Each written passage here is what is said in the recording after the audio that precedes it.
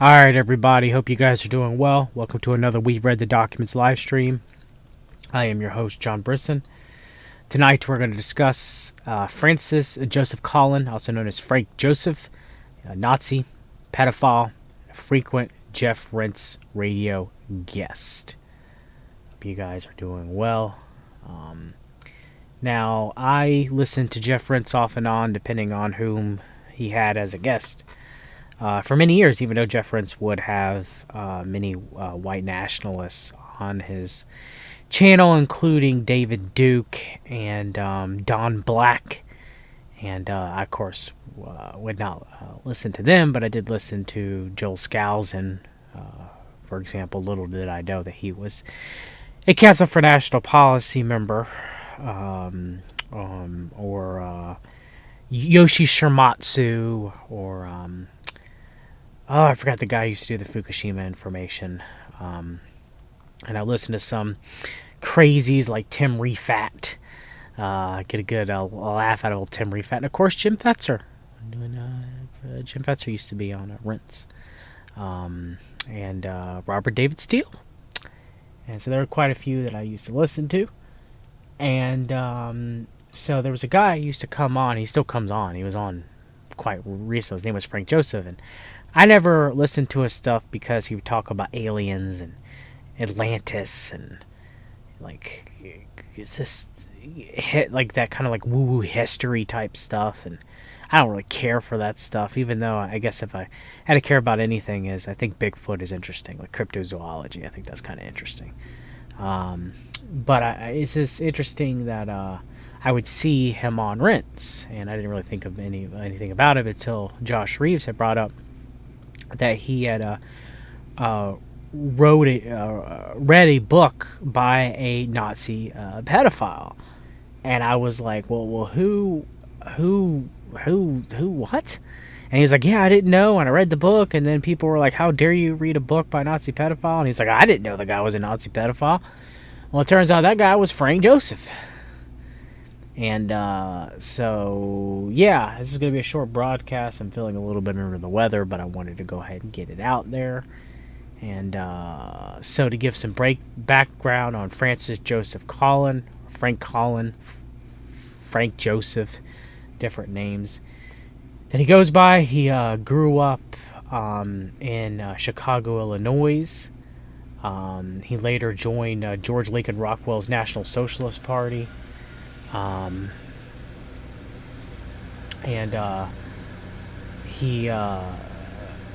would later set up another organization, the National Socialist Party of America, during the 1970s, and would later get into some trouble and be convicted of child molestation.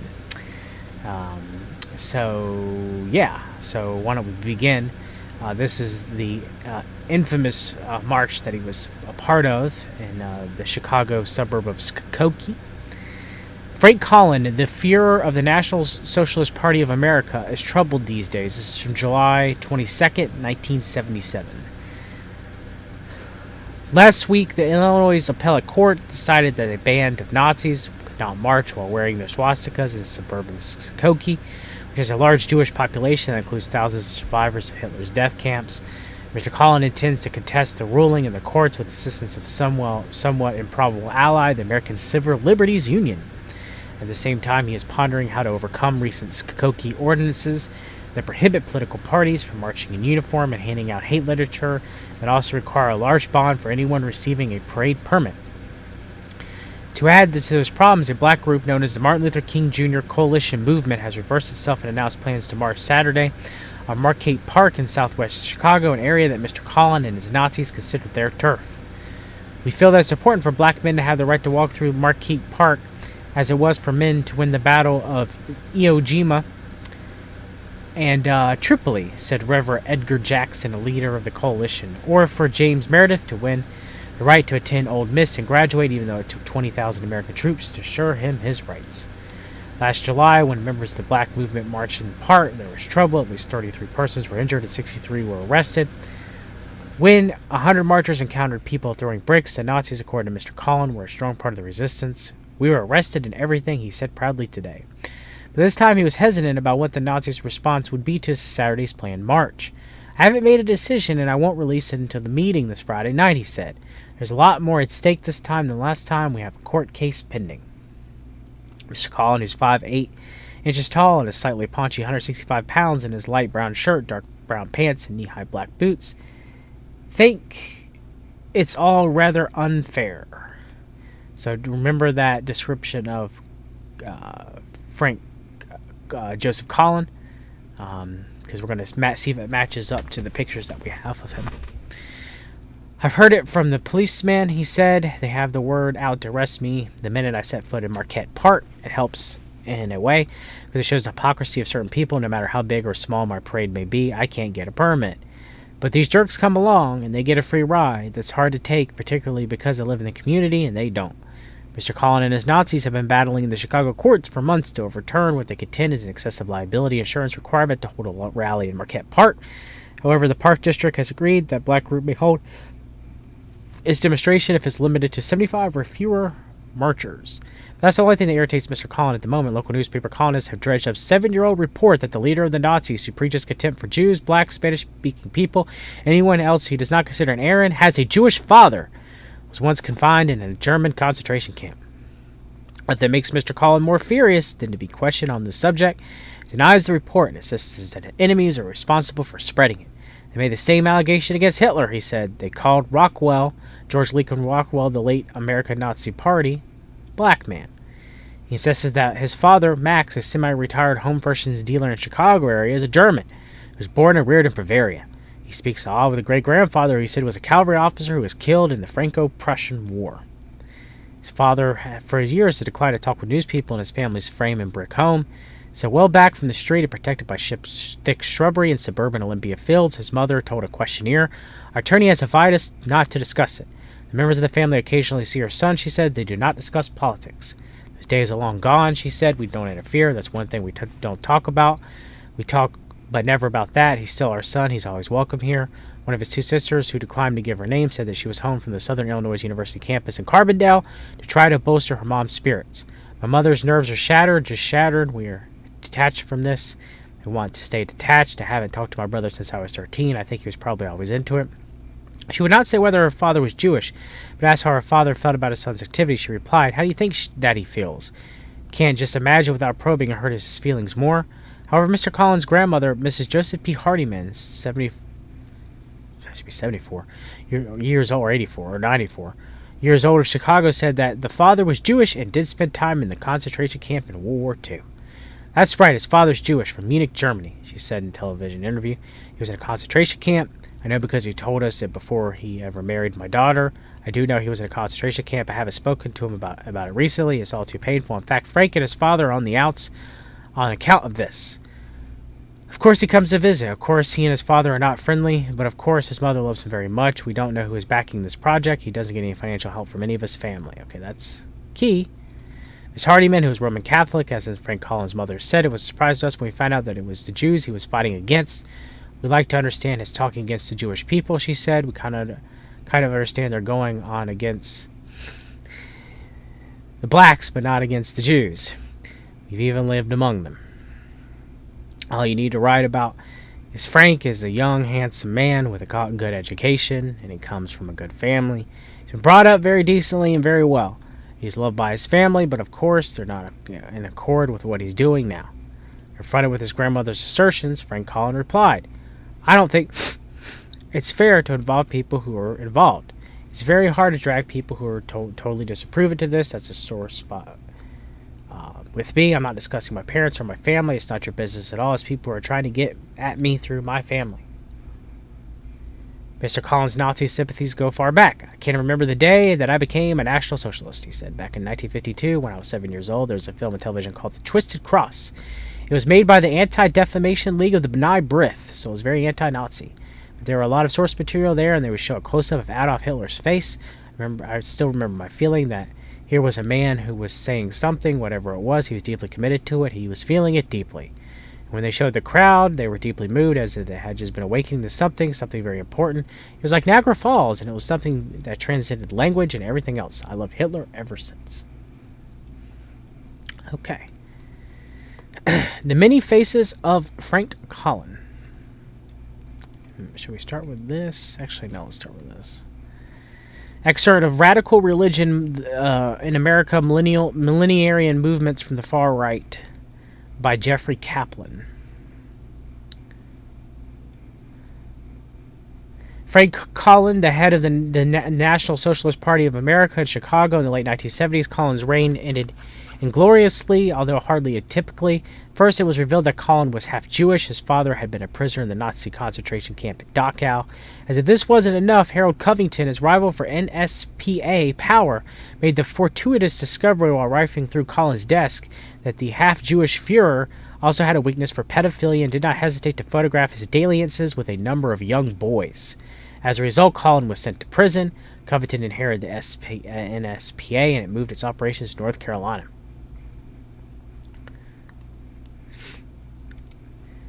The Many Faces of Frank Collin by Richard Flavin. Now, I just want to show this because Richard Flavin posted this article. Now, there's a bigger article now. I think this is actually a Nazi website. But they talk about Frank Joseph Collin going to Pontiac State Prison. Collin was convicted of sexually molesting young boys in 1980 and served 3 years in prison before being paroled in 1983. Collin, and it would be the oddest of coincidence when Frank Collin was at the Pontiac State Prison. During the summer and into the fall of 1980, Frank Collin and Russell Burroughs were both at the Pontiac Correctional Center in Illinois and could have met. Collin was a neo-Nazi without a cause, as the Burroughs was a prison guard getting ready to quit because the drive was too far from his home. He didn't care for the stress which came with the job. Now, all these years later, Collin has a new book about Burroughs' cave. Meaningful coincidence? Surely might think so. And then the other article I talked about, here's an updated one. Frank Collin from neo-Nazi to hyper-diffusionist witch. R.D. Flavin. Ron and Carla Gay are not afraid of the 1995 escapades of Frank Collin and his followers, but they are concerned about any influence these antics may have on their young children. The Gays are the caretaker of a Native American site known as Princess Mound at Aztalan in Jefferson, Wisconsin. It has been nearly 4 years and all is still quiet. Because of the events involving Collin and his followers, initially the Gays wanted to erect a public sign discouraging visitors who have read Collin Secret's books. Rendered under the pseudonym Frank Joseph, his first and middle names, Frank Joseph Collin is most often associated in the public mind as a neo-Nazi who threatened in 1977 to march a rally in Skokie, Illinois, a predominantly Jewish suburb of Chicago. In 1995, Collin showed up at the Princess Mound with a half a dozen women, all wearing long, white, 100% cotton robes. Collin, who refused without explanation to pay the customary $2 admission, wore a Thor's necklace and carried a wooden staff and branded with several crystals collected on his research travels over this past several years. The infamous Frank Joseph Collin, the half-Jewish ex-neo-Nazi and convicted pederast, is now also a witch. The Illinois Corrections Department released Collin after 3 years, the minimum time served, from his 1980 conviction of sexually molesting young boys. Since 1983, Collin has established himself as published author, editor, and anti-science proponent. Collin now writes articles on sacred sites in Atlantis for such nationally distributed magazines as Fate and the Ancient American. His publishers know the true identity of Frank Joseph. His readers do not.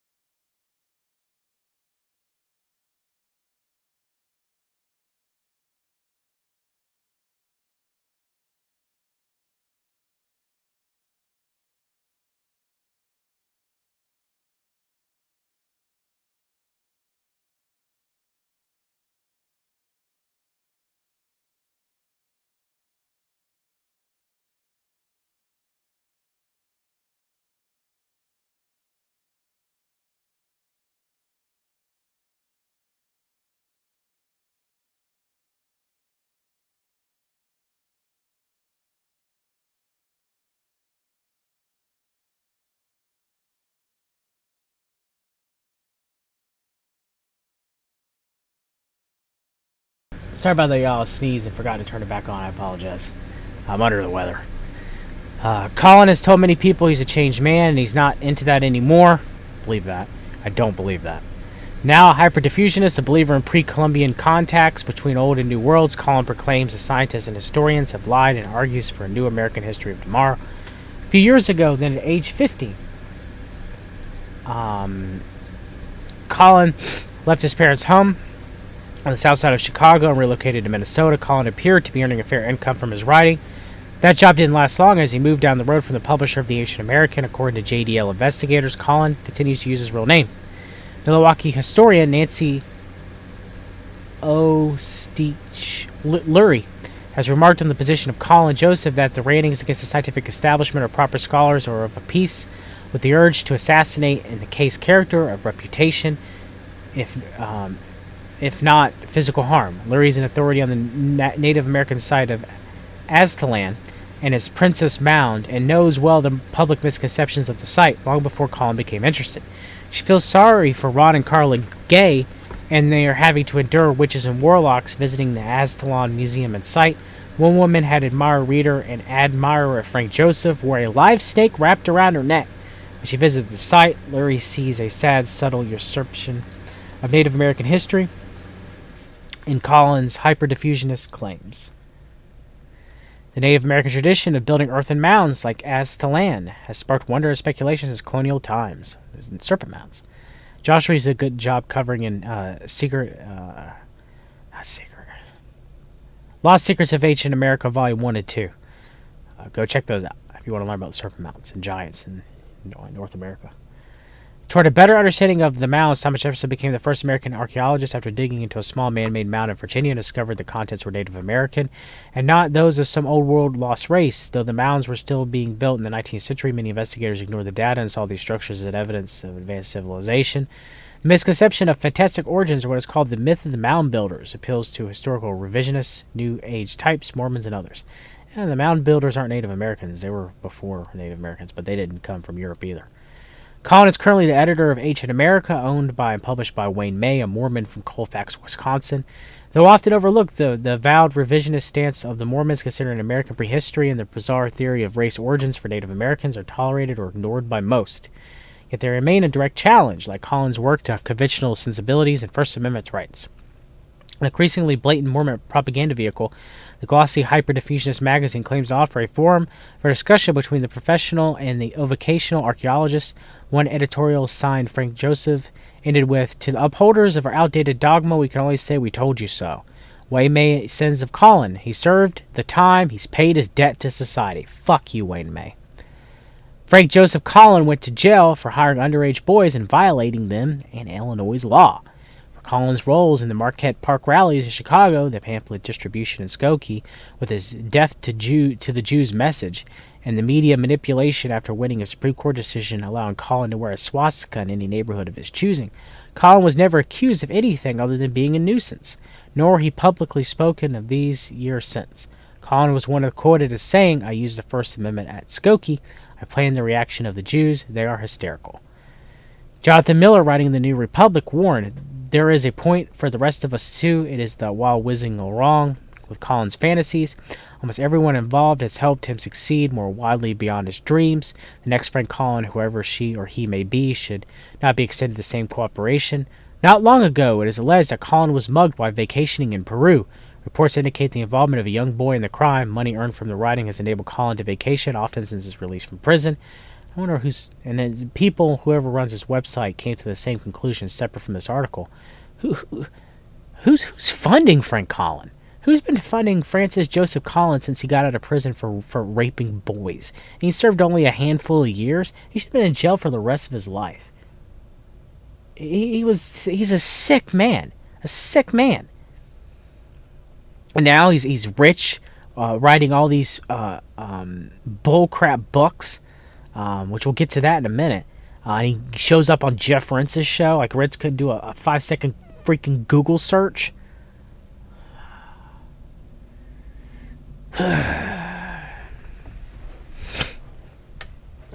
Francis Joseph Collin was born in Chicago, Illinois on November 3rd, 1944. His father, Max Simon Collin, formerly Cohen, A Jew who is said to have spent time in Dachau concentration camp may have had a major impact on his life.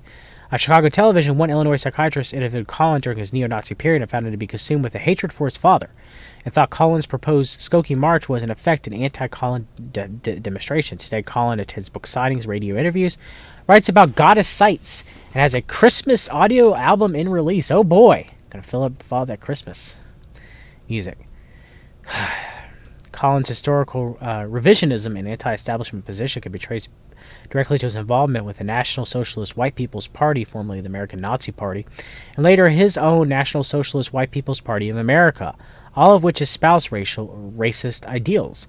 Recent Nazi promotion is still primarily concerned with spreading anti-black and anti-Jewish positions, yet more and more of their books, newspapers, and newsletters reveal newly created secret history, usually involving continents, ancient superior civilization, increase some incredible extraterrestrial scenarios. Interesting, this stuff's been going on since the 1930s, and even before that with Madame Blavatsky and Theosophy, and even before that with the Greeks, and what I like to call them the White Walkers. It's taking that from Game of Thrones, but it's really talking about Hyperborea. The current rhetoric of Frank Collin is familiar to any reader knowledgeable of his past. As what Collin writes of an Aztec Holocaust or discusses miscegenation and racial identity, though no longer a card-carrying Nazi, Collin may have attracted a Nazi audience to the use of a pseudonym, having abandoned by his former followers for his Jewishness as well as his pedestry. Frank Collin is still opinionated, confrontational, and arrogant, although he now uses a computer instead of a heavy club.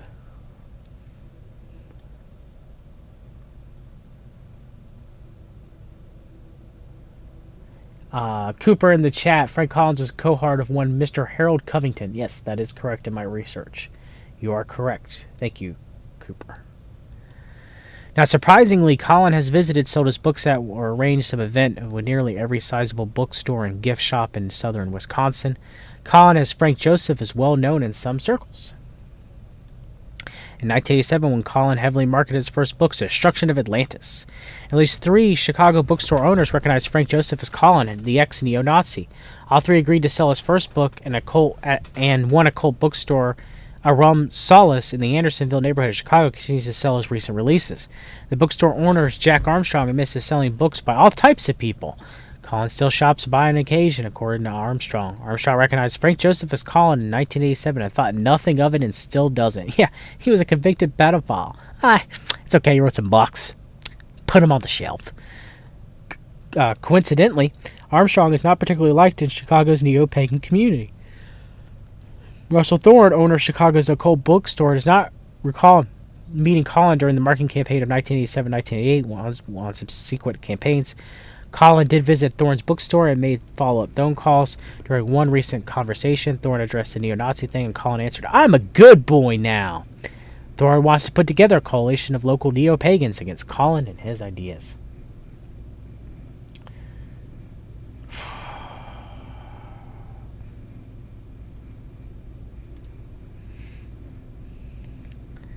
Stevens regrets how Collin ingratiated himself into the Native American community. An associate of Collin since after his release from prison is an engineer and professor, now emeritus, Dr. Jim Schertz of the University of Wisconsin in Madison, the founder of the Ancient Earthworks Society. The amateur group sees fascinating geometrical and astronomical layouts in many Native American sites and mounds. That's pretty cool. And interpret the technology as resulting from smarter and more advanced non-Native American visitors in ancient times, so the mound builders. Stevens asserts that Schertz's allegations of a highly respected Native American old man giving Schertz permission to discuss and disclose mythical secrets are false. And Schertz's claims of having Indian blood are illegitimate. Could be the oddest of coincidence. When Frank Collin was at Pontiac State Prison, he may have met a correction officer named Russell Burroughs, then of Olney, Illinois.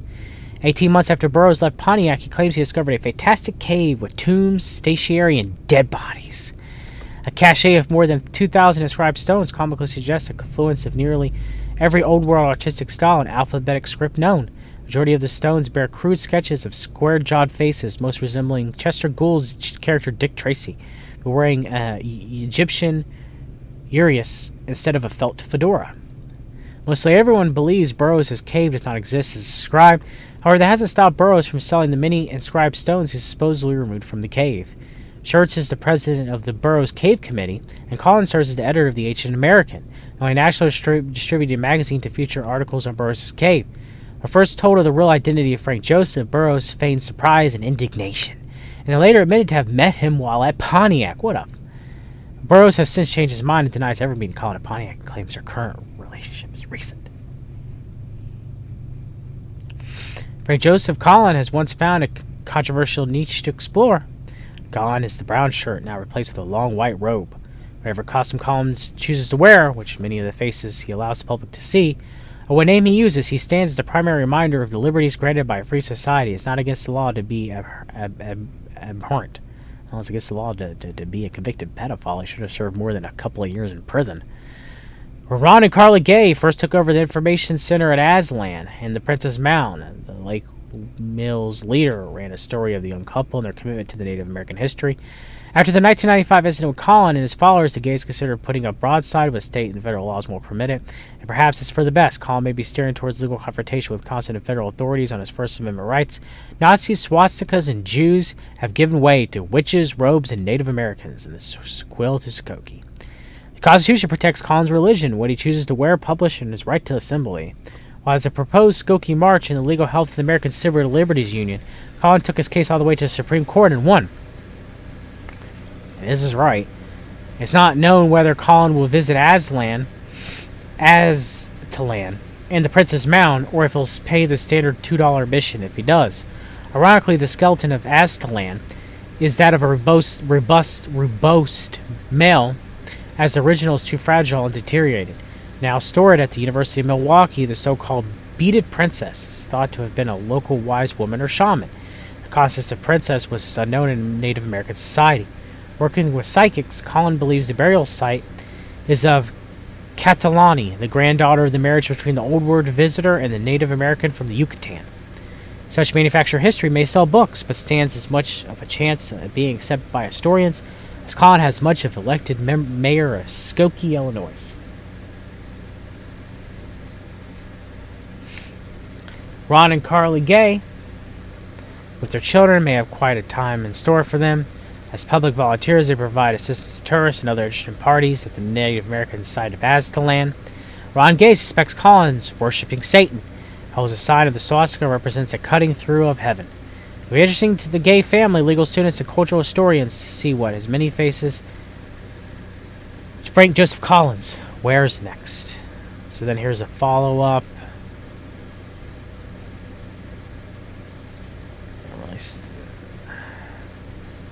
Those who work with Joseph, his publishers, radio talk show hosts, and others know of his true identity and horrible past, but claim he's a changed man.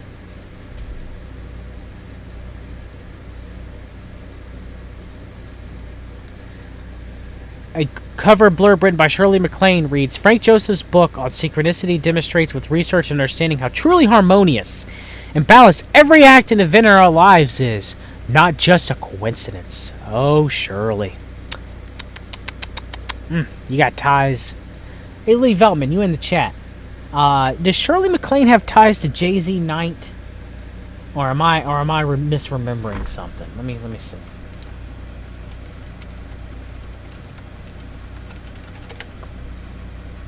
No, it's right. Shirley MacLaine claimed in her book that she was the brother of Ramtha in their Atlantean past lives. So yeah, Shirley MacLaine writes a blurb for Frank Joseph's book. Frank Joseph has been a guest several times on Shirley MacLaine's radio program and promoted his book. Why go to a secret site? A brief article by Frank Joseph appears on Shirley's website. Shirley MacLaine is also good friends with Jay-Z Knight.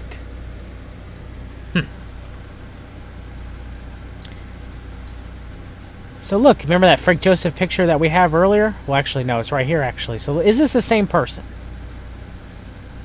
Yes, it is obviously the same man.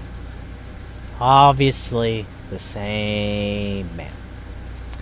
But all the books he wrote, The Lost History of Ancient America, Military Encounters with Extraterrestrials, The Real War of the Worlds, The Lost Civilization of Lemuria, the lost treasure of King Juba, Atlantis and other worlds. Before Atlantis, lost colonies of ancient America, lost worlds of look at all these books, jeez Louise. Synchronicity as a mystical experiences. Sacred sites. Synchronicity in you. Last of the Red Devils, Atlantis, 2012. The Lost Pyramids of Rock Lake, Sacred Sites of the West. And of course, the finish for this evening's show. Jeff Rense program, as of June the 23rd, 2020. Jeff and Frank Joseph, the astonishing story of the Tunguska event. Is like all myths, they are a poetic recreation of actual events. That's how you were able to preserve important information.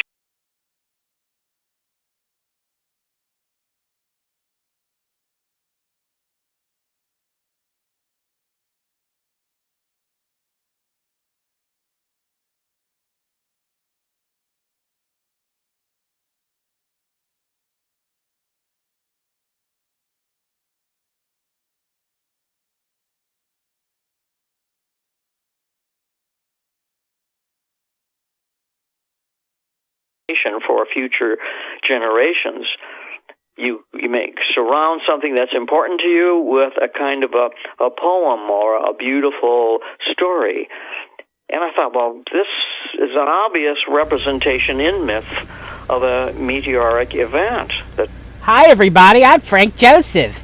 I'm Francis Joseph Collin, the Nazi pedophile who should have served more time in prison raping boys.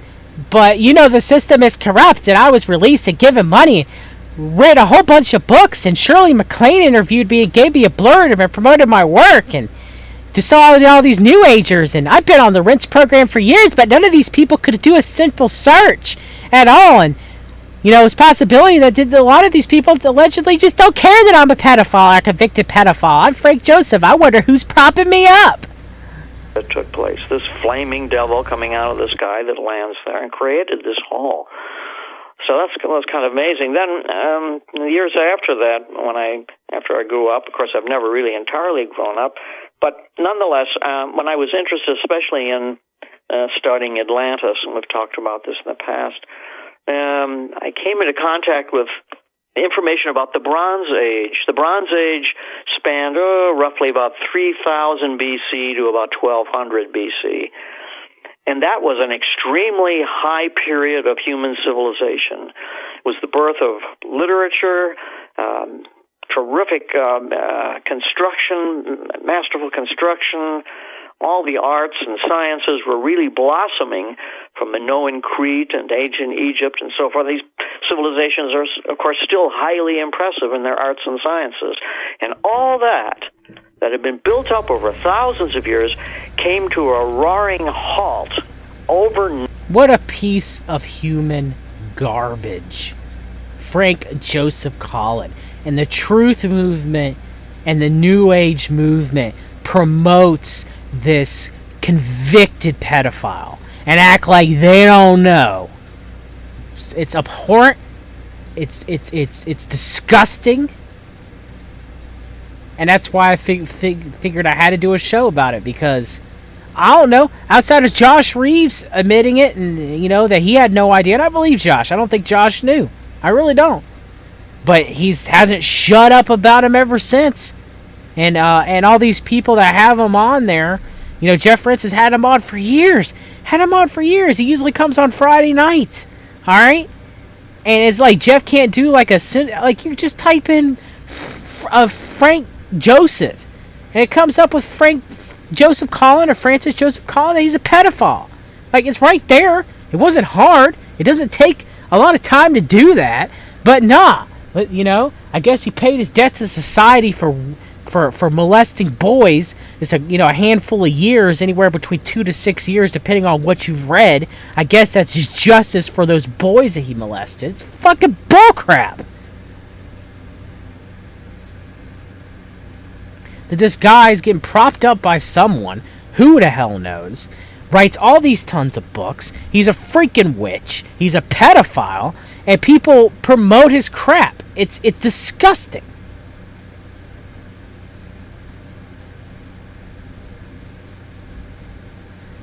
Alright, that's all I got. If anybody else got any more information on Francis Joseph Collin, you can send it to me, and we've read the documents at protonmail.com. I'll do another show if needs be, but I think that's all I could really find. I think I covered it fairly well. Yeah, I mean, don't go reading. If you want to read his book, so be it. I would. It's probably bullcrap. I wouldn't suggest supporting a pedophile by buying his books. So, I mean, there are other ways of reading someone's information without paying. But I would. It's probably garbage. Jeff Rense, if you ever hear this, you should have known better. And you shouldn't have been having this guy on your show for years, and you probably did know. So it shows how much of a piece of garbage you are. So, 3 degrees of separation between Jay-Z Knight and Frank Joseph. It's not 3. I'm tired. It's just one person. Shirley MacLaine. So you got Jay-Z Knight, Shirley MacLaine, Frank Joseph. 1 degree of separation. One person. That's it.